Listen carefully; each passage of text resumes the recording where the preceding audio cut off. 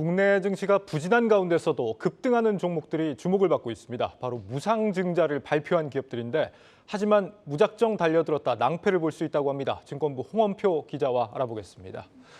홍 기자, 이 이익 잉여가 난 걸로 이제 주식을 발행해서 주주들한테 나눠주는 게 이제 무상증자잖아요. 그렇습니다. 지금 무상증자 최근에 이런 기업들 소식이 좀 부쩍 많이 들리는 것 같아요. 네, 일단 관심이 쏠리는 이유는 국내 증시가 워낙 안 좋기 때문입니다. 상반기 기준으로 무상증자를 한 기업의 숫자를 살펴보면 네. 지난해가 77개고 올해는 46개로 오히려 지난해 무상증자를 했던 기업의 숫자가 더 많았습니다. 하지만 최근 무상증자 기업들이 좀 이슈가 되는 이유가 올해 증시가 워낙 안 좋기 때문에 무상증자로 좀 주가가 오르는 기업들이 눈에 들어오기 때문입니다. 올해 경기가 안 좋아서 그런지 무상증자가 좀 줄긴 줄었군요. 보통 이제 무상증자를 하게 되면 호재로 증시에 받아들여지기 때문에 주가가 좀 많이 오르곤 하잖아요. 그렇습니다. 당장 이번 주에도 좀 무상증자를 한 그런 종목들이 있었다면서요? 네, 그렇습니다. 이번 주에도 한 두세 개 종목들이 이제 무상증자를 발표를 했고요. 네. 또 이제 노터스라는 종목 시청자분들이 좀 많이 아실 텐데 이 기업은 반려동물 의약품을 만들고 또 동물 임상을 좀 대신해주는 CRO 기업인데요. 노터스가 지난 5월 9일 한 주당 신주 8주의 무상증자를 발표를 했습니다. 그 당일에 24%가 올랐는데 그리고 나서 이제 권리락이 발생했던 5월 31일부터 6거래일 연속 상한가를 기록했습니다. 네. 그러니까 무상증자 발표 시점부터 고점을 비교하면 주가가 이제 10배나 뛴 건데요. 또 지난 14일에 이제 무상증자를 발표한 공구음원도 이틀 연속 상한가를 기록을 했고 또 조강 ILI도 어제 이제 무상증자 발표 소식과 함께 네. 상한가를 기록을 했고 오늘도 23%나 올랐습니다. 그렇군요. 이렇게 무상증자가 주가의 호재로 인식된 데에는 이제 여러 가지 이유들이 있잖아요. 어떤 게 있습니까? 일단 보통 무상증자를 이제 발표를 하면 일시적으로 오르는 게 일반적인데 네. 주주들한테 이제 공짜로 주식을 나눠주다 보면 주식 수가 많아지기 때문에 시장에서 좀 더 인기가 많게 이게 느껴지게 됩니다. 예. 그리고 이제 아까 앵커께서 말씀하셨던 것처럼 잉여금을 이제 자본금으로 바꾸는 그런 형태이기 때문에 회사에 그만큼 쌓아놓은 현금이 많다. 그래서 기업의 재무 구조가 좋다. 이런 인식을 좀 주게 되거든요. 예.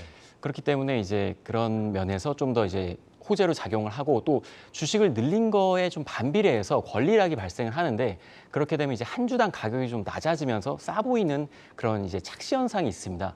이런 것 때문에 좀 투자자들이 유입을 하는 그런 영향도 있습니다. 그러니까 주식 유동성이 좀 많아지는 것도 있고 인식이 개선되는 효과도 있긴 한데 그런데 이 그 호재라는 인식이 반드시 계속 지속되는 건 아닌 모양이에요. 그렇습니다.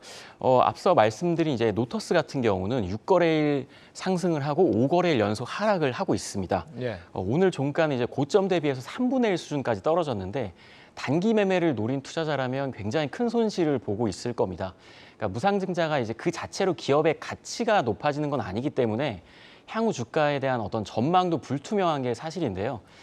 그 앞서 말씀드린 것처럼 잉여금을 자본금으로 바꾸는 건데 이제 공구음원 같은 회사는 상장한 지 3개월밖에 안 됐는데 벌써 어떤 잉여금이 있는지 이제 3개월 만에 무상증자를 발표하면서 너무 이제 주가 띄우는 거 아니냐 이런 의심의 눈초리도 좀 시장에 있는 게 사실입니다. 네. 그래서 이제 이런 기업도 있고 또 이익을 내지 못하는 바이오 기업 같은 경우는 이제 수백억의 적자를 내면서도 증자를 발표를 하니까 그냥 누가 봐도 주가를 띄우기 위함이다 이렇게 좀 보는 부정적인 시각도 있습니다. 예. 무상증자 소식에 무작정 뛰어들면 안 되는 이유가 있죠. 어떤 걸 좀 주의해야 됩니까?